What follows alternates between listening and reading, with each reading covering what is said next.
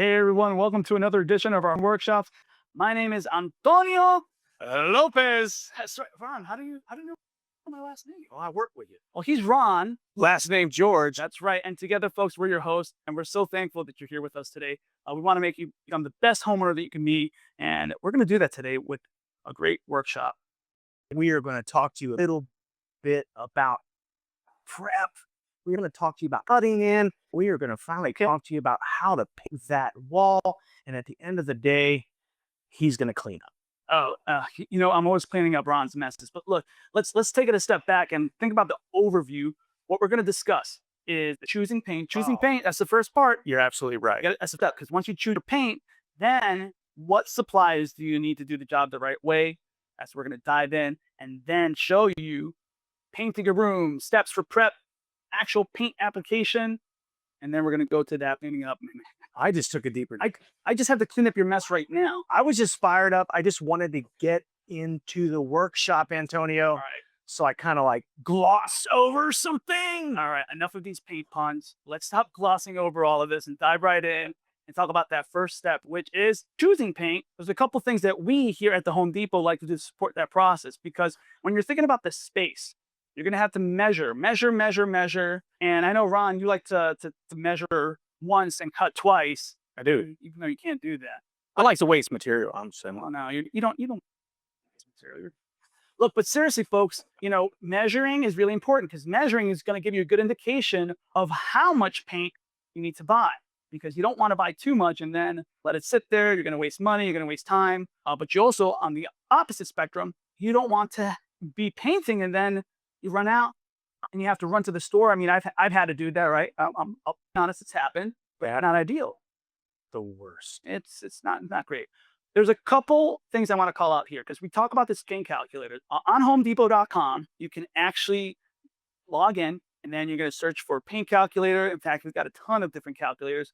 So here we've got the paint calculator, and a couple things just to kind of call out is it shows you a ton of different calculators. So not only for paint, but for other projects too. So some, little tip right there if you want to use that might be helpful. And then as you scroll down, you can punch in and plug in all the numbers for windows, for trims, your actual room. So just for purpose of this example, let's say I'm painting a bedroom and everything is equal. It's a 10 by 10 by 10. So 10 feet high, 10 feet long, 10 feet wide. It's like the perfect bedroom, I think. So It's a square. It's a square or a cube. Cube to be exact. Cube. All right. And then one thing to consider is the paint. All right. Now, most paint is going to cover approximately 400 square feet per gallon, but read the labels. Make sure that you have an accurate number to match that based on the paint that you've chosen. And then when you hit calculate, voila, you have right here where it shows you how many gallons you need. Awesome. Awesome indeed. Now you got to think about what type of sheen, right? The shine. And the first step when you think about paints is going to be matte or flat. Those are your kind of your starting points, all right? And one of the things that I like to show is, and this is something that you can see, right? So if you go into your local Home Depot store, you can see the different sheens. And this right here is, let me lift this up, Ron. Thanks, buddy. Let's flip this around this way. And this is a color sheen palette, if you will. So thanks, Ron, for being my Vanna White. You are always doing a great job with it. I love it. All right, now I'm going to go ahead and just get us closer in and check this out. Now, this might be a little harder to see on camera, but just to give you kind of a baseline understanding, over where that blue is, where Ron is pointing to, that's a flat paint, right? And you can see doesn't really reflect much. It's very forgiving. It really has a lot of advantages and benefits as a homeowner, because this is perfect for drywall, for ceilings, for any low traffic area like a bedroom, right, Ron? Absolutely. Yep. So this is, again, really great type of sheen to go with that type of room, right? Any type of surface area that has a lot of dings, dents, or it's just not perfect, right? You want to go with a flat. You can also go for a matte. A matte finish is right there. So flat or matte, and you're setting yourself up for a better end result, because the reality is all of our walls they're not always going to be perfect, and these types of sheens are more forgiving. All right. Now, as we go down, we're going to talk about these other different sheens. The yellow is an eggshell. Don't walk on them. All right, don't walk on eggshells. Then we've got a satin right here. And then the shiniest of them all on this example is the semi-gloss. That's right. So let's talk a little bit more about that other sheen that comes after flat or matte, which is Eggshell. eggshell. Ron, I know that you're a big fan of eggshells. In fact, a lot of folks are becoming really big fans because it has kind of like the best of both worlds, right? Well, for me, it comes down to ease of cleaning the Mhm. actual wall. You can't really do that with a flat or a matte because you're going to kind of leave a bit of a stain behind while you're trying to clean off that mark on the wall. With an eggshell, a lot more forgiving, can be used in a wide variety of rooms. And you can actually have a little bit more traffic as far as that room goes, and it's going to look great too. That's right. Rooms like I'm thinking what higher traffic is going to be maybe a living room, maybe a family room even. So this is where an eggshell can be really great. I'll tell you personally, eggshell is the paint that is in my bathrooms. All right. It's not as common, but again, it's gaining a little more popularity because it's kind of like the best of both worlds. Bathroom walls in my bathrooms are just they're not really that perfect, but I still need some protection, and eggshells offer kind of like that additional protection. But I know that Ron, you're more of a fan of having a little bit of a higher sheen, right, for some of those situations, and that's where satin comes into play, which has a lot of versatility. Yeah, satin paint is going to actually have that little bit more of that latex in it. It's going to allow you to even clean it up just a little easier than the eggshell. A little bit of a magic eraser. Those little magic eraser sponge, boom, can knock the marks right off the wall. Great for kids' rooms, awesome for kitchens, wonderful for high moisture areas like the bathroom. That's right. Yep. So higher moisture, higher traffic, you get this, and it's a little easier to manage and clean and touch up in terms of like the cleaning process, right? Painting, different story, but cleaning, absolutely Always. serves a great purpose. But now the top of the line, right? What's going to be a little shinier, and we saw right behind me that red shining little semi-gloss. This paint is taking up to a higher level. So we've got more reflection, all right, a little more shine to it. And what does that allow? Well, that allows you to use it maybe on your door trim, maybe on your baseboards, and kind of molding, casing, things like that are really best suited for a semi-gloss because it's going to offer even better moisture resistance. That's right. Protection, protection, protection. Most moldings are made out of wood or some form of what we call medium density fiber board, right? That MDF board. And what that's going to do is prevent any moisture getting to the wood or getting to that MDF. That's right. So this is where this type of sheen might be really, really well suited for a kitchen. Absolutely. I'm thinking a laundry room, Yeah, laundry room is good. That's a good thought. and also the bathrooms also too. So you kind of see like the higher the sheen, kind of see that trajectory of where it's better suited for. However, I'm waiting for it. the higher the sheen, Uh huh. right, the more that you can see the wall. That's right. So that's the downside now. So if your walls are, got some imperfections, you did a little drywall work and you didn't do it to the level that you wanted to really do it in, you paint that high sheen paint on there, you're going to go ahead and notice them right away. Right. So it's a little less forgiving the higher the sheen. So that's where you have to kind of take into consideration the perhaps the current status of that surface that you're painting. Does it need to be redone, replaced, or patched, repaired? Which, by the way, we do have a great workshop on how to patch and repair drywall. If you want to check that out, if you haven't, it's a great kind of precursor to this. All right, because you do want to take those steps to repair anything that might warrant that. Now, one thing that I've learned about this semi-gloss is that it really can brighten up a space. Oh, yeah. All right, so when we're thinking about a white or an off-white semi-gloss, it's really going to just brighten up a room more so than those lower sheets. You know what word comes to mind when I think that? of a semi-gloss? I think it makes the actual casings and moldings in your house pop. Pop. Pop. I like it. You're making this workshop pop. Oh, man. You're like learn from the best. Pop is also another word for soda, depending on what part of the country you're. I called it pop. It's a little strange for me, guys. I grew up in New York City. When in the north, we do call it pop. No, that's not true. We call it soda. You know, Shout out to soda. What do you say? Well, you're in Georgia now, so we're calling it. We'll just call it. We just call it Coke. I know. We're semantics, ladies and gentlemen. Semantics. The other last sheen we'll talk about is high velocity. This is going to give the highest sheen. It can be a consideration for something like a door, a little more pop, as Pop likes to say over here. That's it. But really, look, at the end of the day, folks, to get the best results, it really starts with that foundation, and that means primer. One other thing before we move on, ladies and gentlemen, look, these are all just good guidelines for you. At the end of the day, That's right. it's a customer preference. It really is. So you go with what you like. I mean, it's true. There's no right or wrong way. Now, these are great ways to kind of give yourself structure. Thinking about improving resale value, it's good to follow these rules of thumbs. But absolutely, Ron, I'm with you, man. It's all about customer preference, customer choice. So the choice is yours. Kind of navigate it accordingly. Now, all that is true. I really feel like primer. It really shouldn't be a choice about applying a primer. Right? There's a lot of benefits when you use the right primer and you use primer the right way.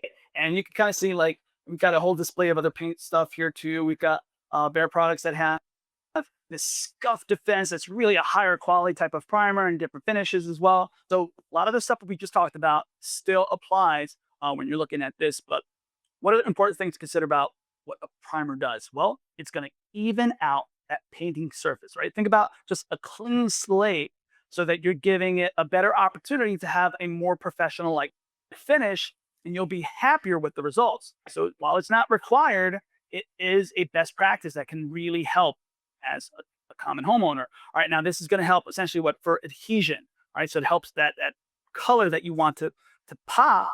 Well, it's going to help to really adhere there and look, like I said, professional, right? It can also kill stains. It can help like address any kind of mildew, or what it's doing is it's sealing that surface, all right, with any of those things that we talked about that really just, again, sets you up for success.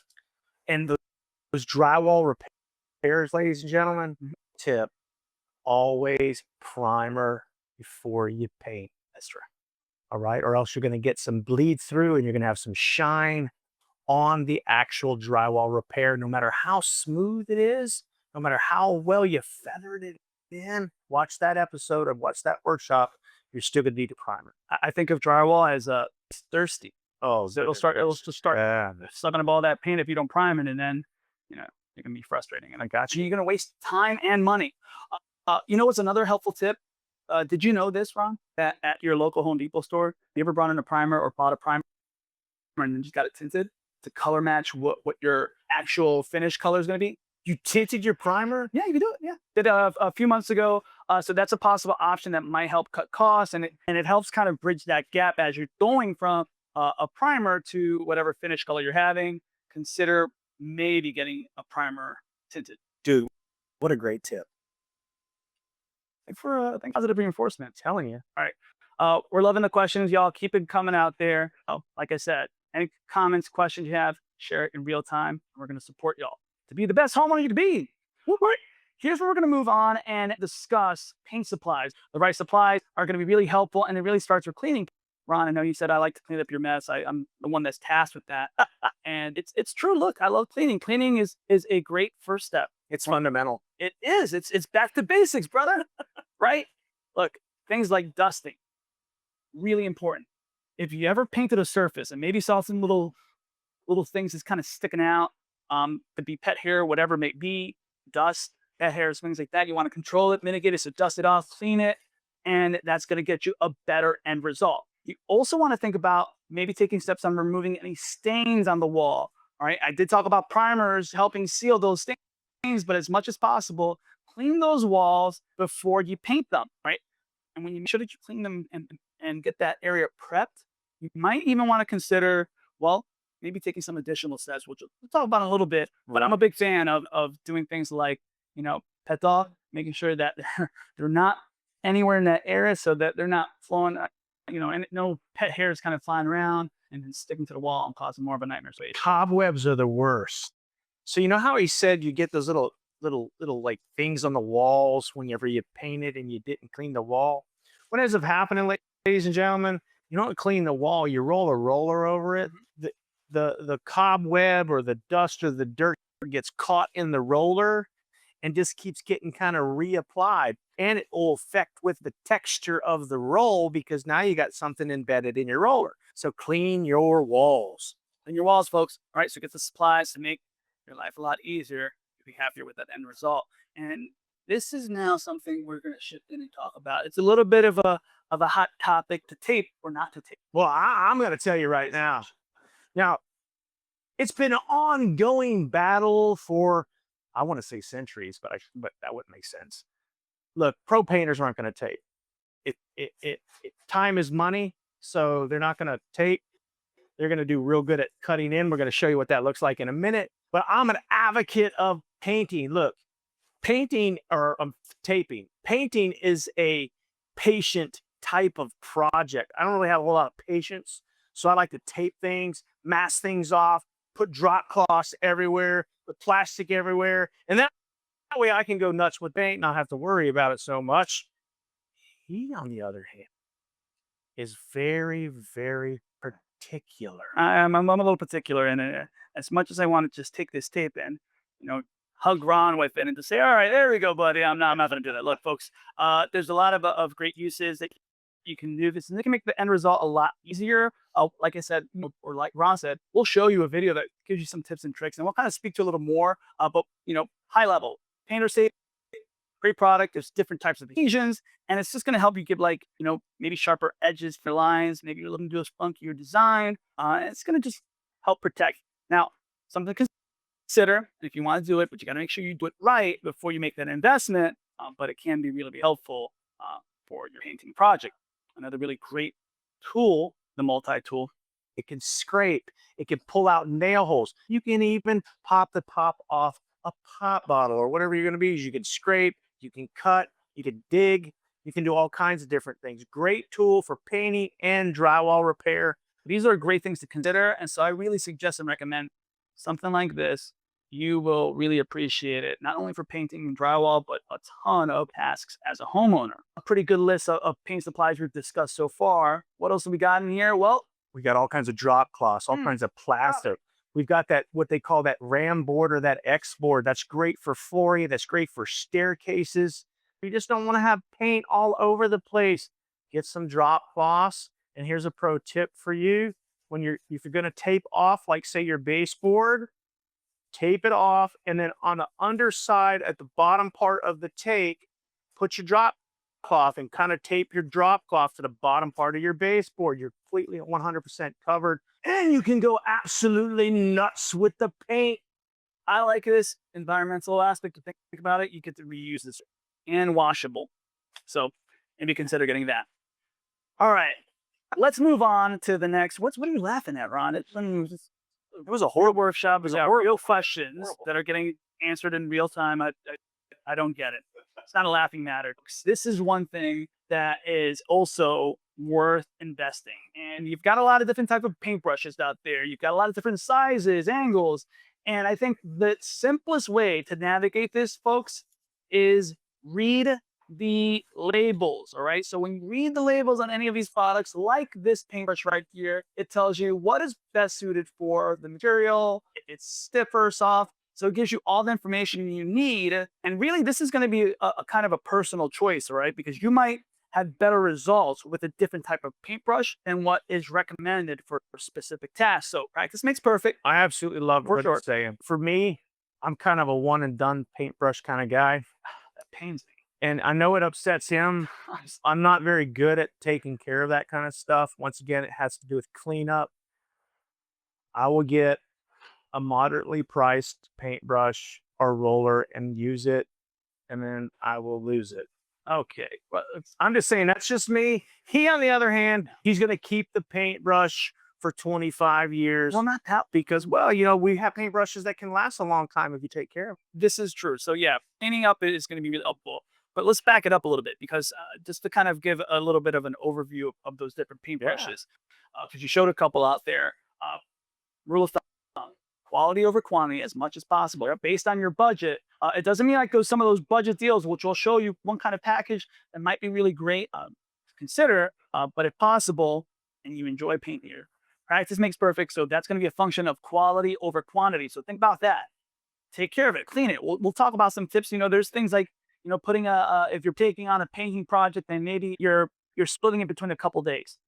Did you know that you can keep that paintbrush rather than like a plastic bag? You can keep it in your refrigerator and you don't have to clean it in between painting, so that the next day you can take that paintbrush, use it again, and it's all going to get great results, and it won't get crusty, won't get like all sticky. Just a little thing to kind of make it easier. And then when you're completely done, go ahead and clean that paintbrush. All right. Where do you keep coming out with these tips like Hey this? man, these are just things that I've Just learned. make sure the kids don't unwrap it and try to Yeah, eat it like a popsicle or something. That would be good. yeah. But the brush materials can vary. There are synthetic, there are natural. So when you think about what's out there, when you're reading the label, looking at it, there's polyester brushes, and that's not going to absorb as much moisture. So they're more budget friendly, kind of like to Ron's point of kind of use it and lose it. But it might be an excellent choice for that water-based paint because there are different types of paint. You've got latex, you've got oil, but most commonly, folks are going to be using that latex type based paint. Then you have nylon brushes, recommended for water-based paints as well. And this is going to be kind of like the best that's suited for more of oil-based paints if you're going with that type of option. And then you have a blend, right? And a blend is really kind of best of both worlds. So just another consideration to look at. But like I said, folks, read the labels. It'll tell you, because now you're looking at angles, sizes, types of, what's going to be more comfortable. Something like that little tiny brush that we have right here. It's an angle sash. It'd be really great for getting some of that cut in and some of that trim work. For me, I love this is called a shorty. I love these because the control I get. And as I've grown a wiser, I would say that my hands start to hurt a little bit when I hold a bigger brush. So that's kind of why I like the smaller brushes. And there's a lot of things to consider with roller brushes. You're going to follow the same rule of thumb. Get the right one for your budget and for the right end result. Now, thicknesses of the roller. What's that called? I was getting ready to ask you that, but here's what I was going to get ready to say. I hear this word nap all the time. Which I want to What is who doesn't like a nap? I'm like, but my nap's usually 2 hours. But what I'm trying to say is, what does that really mean? The nap. What it means is thickness of the roller and what the roller is meant for. More nap, different types of wall, whether it's a kind of like a semi smooth type roller with, let's just say, a 3/8 nap. Going to be good for your walls, good for your ceilings, things like that. And the different nap going to have to do with, let's go with like this one particular here. This is a wool. This is high production. It's a 3/4 inch snap. You're going to go ahead and utilize this bad boy for like a urethane, an oil based type thing like that. That's what this would be for. Yeah, it's going to give a nice little finish there. Most common, and I was showing that in the camera, is most homeowners, what are they going to use for walls in their home to paint a room is going to be that 3/8 nap. So just go ahead and show that again. It's going to be the most common one. So anything like a 3/8 to half an inch thickness is typically the best route for a semi-smooth surface like your drywall. Most homes have drywall, so got to consider that. But if you have something that's a little rougher surface, depending, if you're painting like, maybe something like stucco or concrete, you start considering you have to level up on that thickness on that. Yep. So that's where you might go to like 3/4 of an inch to an inch thickness, or maybe even as far as an inch and a quarter thickness. But again, read the labels. It tells you exactly what type of surface it's fit for, and then you'll get the results. Use it properly. So thickness, the material, apply the right way. Absolutely. And then you're good to go. We also got to consider pans and buckets. Let's start left to right. All right, that little bucket there, a little handy dandy bucket. I actually have a couple of these. I have the handy Propale, the one that's on screen. They're just really good to have a little bit of paint in there so you could do your trim work, do your like quick little cut-ins. And then when we shift over in the middle, that big old Homer bucket.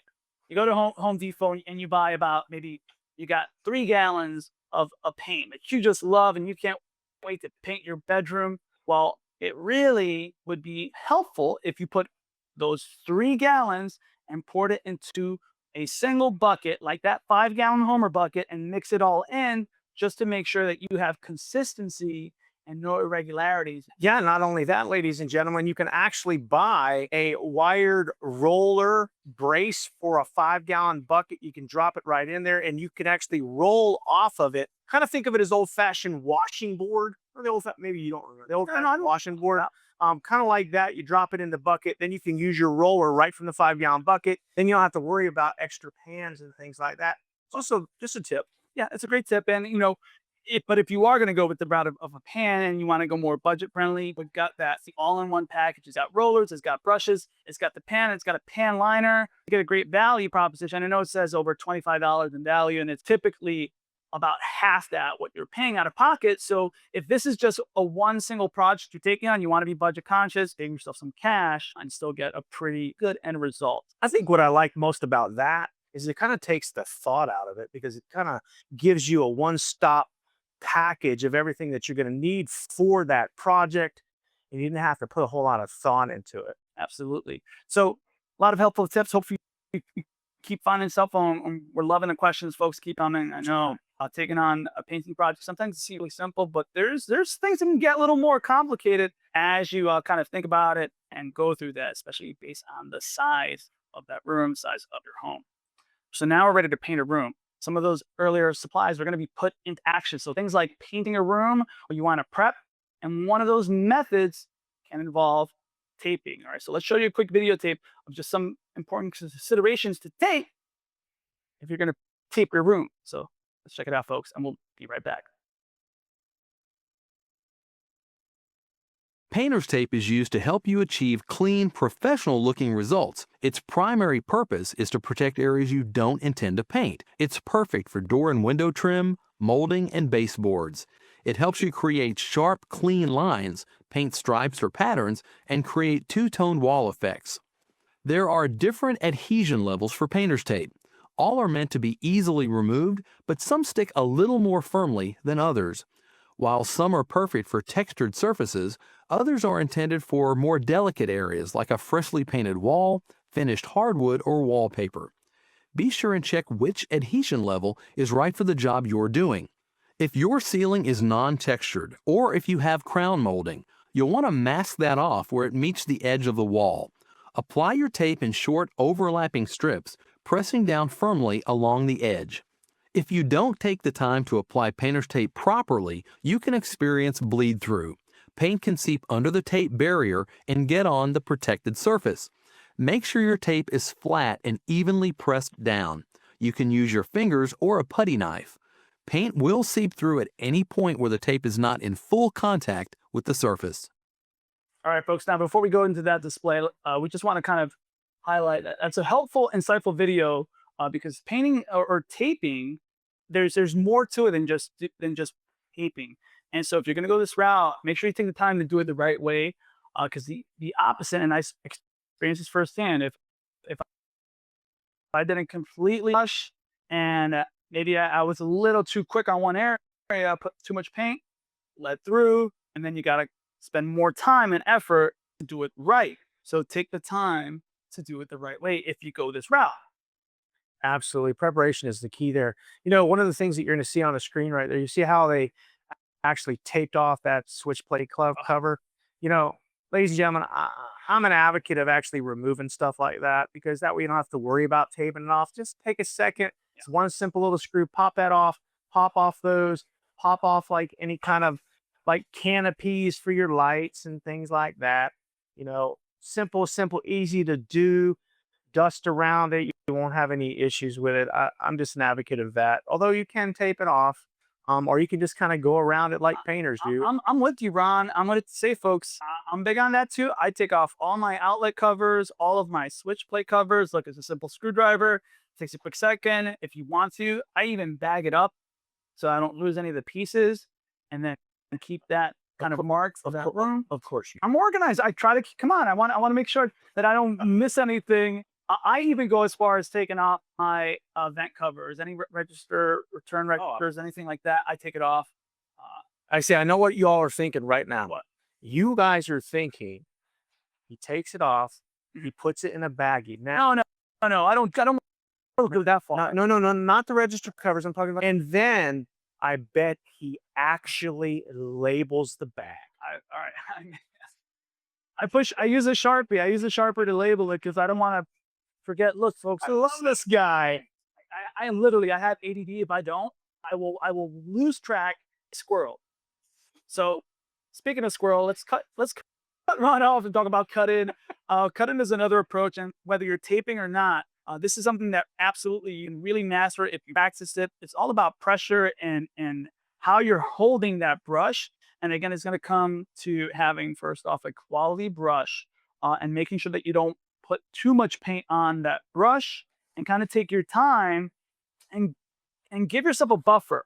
We'll show you a quick video of the cut-in methods, and then we'll kind of touch on that. But it looks like, Ron, you're waiting to say something. All it is for me, look, ladies and gentlemen, this is a skill set. Okay, It is. cutting in is a skill set. You have to take your time. If you aren't going to take your time, tape, and then you can do you can then cut in, and you won't have to worry about all those things. So, like I said, I'm an advocate of taping. I can't cut in. I'm not. Okay, Ron, enough. Let's just show the video. Sorry, and then we'll be right back, folks. But keep those questions coming in. Cutting in is basically outlining the room and involves using a paintbrush to create 2 to 3 inch bands around the edges of the walls where they meet ceilings, baseboards, other walls, door and window frames, and hinges. Those 2 to 3 inch areas around the room allow you to roll the rest of the wall quickly without having to try and roll paint in those confined spaces. When cutting in, many people choose to do the entire room at one time. This is a good option if you want to finish in a hurry. However, your border areas will probably dry before you overlap them when painting the wall. You may see a slight difference in sheen between the two coats because they won't be able to blend. If that's a concern, you should cut in and paint one wall at a time before moving on to others. You'll achieve a smoother, more seamless look because you'll be able to blend the wet paint you've brushed on with the wet paint being rolled on. Hey, so welcome back, folks, and hopefully that was helpful to show you a couple things. And look, there's a lot of different methods, and that is just showing you one way to do it. It's a combination of taping and cutting in, or if you're going to not tape and you're just going to cut in, just take your time. But what might be even helpful, Ron, I know that you're big on this. If let's say if I'm just going to go ahead and redo all my casings, my trim, then I don't have to be as careful when I'm cutting in, right? Right. You don't have to worry about getting a little bit of paint on the back of the door case, a little bit of paint on the top of the baseboard, or even on the bottom part of that crown. Just go ahead and rock your walls first, paint your walls. Because remember, chances are good you're going to be using an eggshell or a flat. And as long as you paint the casings again, you take the wall off, you then paint the casings, you're golden. Absolutely golden. And now let's show you what is really the tried and true method when you're applying paint with that roller, getting more of a surface area. What's the technique here? And that's really just kind of your ABCs of painting letters. It's literally not painting the letter A, B, or C, but painting a W, a V, or sometimes even an M is really a best practice. And so what you want to consider is you're using that roller, whether it's on an extension pole or a handheld one, doesn't matter the size. This is a great method. And you're going to go in small sections, all right? Small sections. So think of, as a rule of thumb, 3 feet by 3 feet of an area at a time, and kind of keep overlapping. So you're really just kind of being mindful of that and then working your way. One of the things that I loved about that video, Ron, that it said work in small sections if you have concerns with that end result. All right, because taking your time and working in smaller sections is going to have a better end result. All right, until you're more comfortable, and maybe you're a professional, different story. You can blast through that knot tape and rock and roll and get great results. But the reality is, not everyone, not even there's even pros out there that may not have as great of an end result too. So I love these tips just to kind of share, and this is firsthand experience. I can tell you, folks. When it comes right down to it, when they're painting that wall, the wet paint is your friend. Yes. That way, you're not going to have any lines. You're not going to have any issues like that. That's what the overlapping is all about.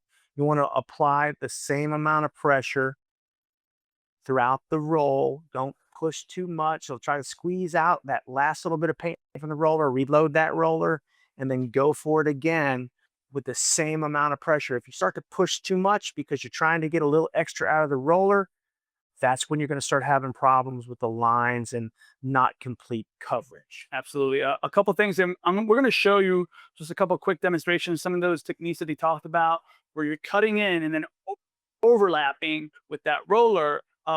Things to keep in mind with that cut-in method, like these angled brushes, are really great to consider using for that. And when you're doing that, it's all about kind of giving yourself a little bit of a buffer away from that that area that you're trying to protect, and then applying pressure in a way that allows you more control. And you'll see where that brush flows. And when you have a really quality brush, you can see how that paint flows and you kind of follow it. And then to remove any type of brush strokes, a light skim over in the same direction is going to help minimize that. But then that final tip that they talked about with using the roller is really helpful. In fact, I want to show them that, Ron. Let's go. Let me go ahead and switch to our display. We've got another area here set up to kind of show you those two techniques combined. Yeah, what he was saying is absolutely dead on. As you can see, he's approaching our little display area. Now, we've went ahead and preloaded the actual pail with some paint. Put it in a plastic bag, kept it real good and kept it real moist. He'll go ahead and paint roller's already loaded up for himself. Actually, Ron, you know what? I'm going to talk about this because when we're talking about protecting paint, there's a lot of different products out there. If you're taking on that 2-day, maybe it's a 2-day paint job, Yeah. and you didn't want to worry about your paintbrushes getting cleaned, I actually tested this out, and I was like, all right, I'm curious, does this actually work? Show him. So I loaded up this paintbrush with a little container here. You can A couple days ago, wasn't it? a couple days ago, and literally loaded up with paint to see, and it is still wet. That is absolutely awesome. But this is essentially what you get. This is the end result. If you kind of bag it up, put it in the refrigerator, it's just creating a tight, airtight seal to protect that. But the key with this is that it still needed to have some paint on it so that it wouldn't get crusty. I think what's awesome about that, ladies and gentlemen, is maybe you got more than one room you're trying to do. You don't want to spend the whole Saturday painting. You got things to do. You got soccer games to go to. You got to make a run to Costco. I don't know what it is. But at the end of the day, you put that brush into that actual brush holder, and then you can get to it a little bit the next day or switch a different room and not have to rinse and clean out your brushes right away. All right, so this is, all right, you're taking that approach, and this is an area that's already been cut in, right? And you can see, like, you're protecting that crown molding, so you're being kind of controlled. And so, again, when I'm talking about giving yourself a buffer, you can start off nice and low, and we're going to load up your paintbrush, but again, you don't want it dripping, so kind of just scrape it off, but you got to have enough paint on there, because then as you kind of create your reservoir, that's all this paint that's down here. Look, I'm rolling it on, right? And then I can go and cut in and use some of that paint that I've applied and then kind of blend it in and go further high. So as I'm going high up, right, look at the pressure. You see how that brush kind of articulates. You see how it kind of squeezes down, it forms, and then follow that line. And you want to be a little quicker than this, but I'm showing you slow motion just to kind of show you that what you're trying to accomplish in getting that paint nice and close to that area that you're cutting in. And then you can go again, follow those brush strokes, all right, and then skim it in the same direction. This is just to help minimize the amount of brush strokes that you have, and you rinse and repeat, keep going and working in small sections so that you don't let that paint dry. And why am I doing that? Well, that's because now, if I'm taking this job on solo, so it's just me, I'm going to go with my roller after I cut in an area, get that excess paint off the roller, because you don't want a really heavy roller. You want to cover all of that roller. Show you, see that? Skimming off that excess. We're going to go ahead and that W motion, look, that W motion or that N overlapping, going in these B or W motions, it's going to help blend it better. You're blending all of that, kind of going over it, not leaving it on too thick, but you need to have paint on that so that you're going to have a better end result. And so as I cut in, it's blending in with that wet paint to help minimize any kind of brush strokes. wet paint, cut in, W motion with that paint roller. And now you're going to have that pot in that room refresh. And then just go over any of those paint drips. Anything, if you notice any paint drips, you want to go over that. Make sure you take care of that. Then we're good to go. So, in addition to that, 2 quick things. What's that? Number 1, the W and the V method. The reason why that is so awesome and why we do it is you got to remember drywall and any other types of material is still material. So when you're coming at it from different directions, you're getting better coverage and you're getting a fuller coverage. Like he said before, if you go straight up and down, dries, you're going to see white spots or spots of where that drywall paper was because you didn't reverse your directions. Pro tip for everybody out here, when you're cutting in, he did an awesome job, by the way. I appreciate it. An awesome job. Get yourself a microfiber cloth, some rag, dampen the rag, have the rag handy. And if you do get some paint on your actual molding, quickly wipe it right off. Remember, it's latex based, so it's going to clean off with water while it's wet. Cleanup process is really important because this is where it can have an impact on the end result. Because if you've taped, for instance, well, you got to make sure that you take that tape off and take it out the right way. But for me, I know Ron's will use it or lose it. Look, I want to protect those brushes. I'm going to clean it up. A couple ways that you clean those brushes up is things like having a comb designed for cleaning a brush. Take that brush under hot running water and you're combing it through. Look, the quality brushes are going to be easier and you want to protect those brushes so those bristles are nice and straight. This helps remove all of that excess paint. In fact, a couple of things that I like to do even before I clean up is I'm going to take some type of paper, rags, anything to get as much of that excess paint off of this brush using that comb so that when I am running it in water, this is the latex paint, I'm getting as much out and then I'm letting it dry upright, laying it flat. I'm not putting it upside down. That's not good for the brush. You want to make sure that it's upright, dry it out, and get any of that excess water out. You might want to shake it out, or if you've got a shop sink, kind of bang it around on the edges to get as much excess water off of that. This is for latex-based paint. That's right. Oil-based paint, different story. Completely different story. You're going to have to use some type of like mineral spirits to get rid of that. Now, if you also have excess paint, this is actually a waste paint hardener. You add this product, follow the labels, essentially coagulating. Peel it off, throw it away. This is really important. How you remove the tape. When you remove the tape. Some folks like to remove the tape just when it's still wet. Mm-hmm. And other folks like to wait till it's dry. So you're kind of finding a balance, right? So you don't want to wait too long. All right. I can tell you firsthand, leaving paint on, especially some painter's tape, for several days, and you peel that off on a latex-based paint, it's going to rip that paint off. It's going to tear. Essentially, that latex paint almost forms like a skin. That's right. And so that skin, it's going to pull off more, and then you're going to be like, I got to touch up another area. Time waster. It's frustrating. So be very cognizant and intentional of when to remove that tape. All right. Tip for the crowd. What's that? When the wall is dry to the touch. Okay. Doesn't mean it's fully dry now. It's dry to the touch. Remove the painter's tape. There you go. Yeah, because we don't want to give you an actual time. There's too many factors. That's right. Humidity, temperature, so many totes. The type of paint. If you've left the tape on a little longer than you might have liked, and you start seeing it's peeling off, there's still a light scoring along the seam of that taped area. It's going to help just maintain the integrity of that paint and reduce the risk of any. Oh, you scored that skin, so it's not going to hold. It's not going to pull against the other paint and pull it off. So just to kind of summarize everything, Ron, we talked about choosing the paint, helpful applications. We talked about great tools and supplies and how to use them correctly. We talked about painting a room. We broke it down for him. Broke it down, man. Give me a fist bump here. Boom. And then Ron's going to clean up.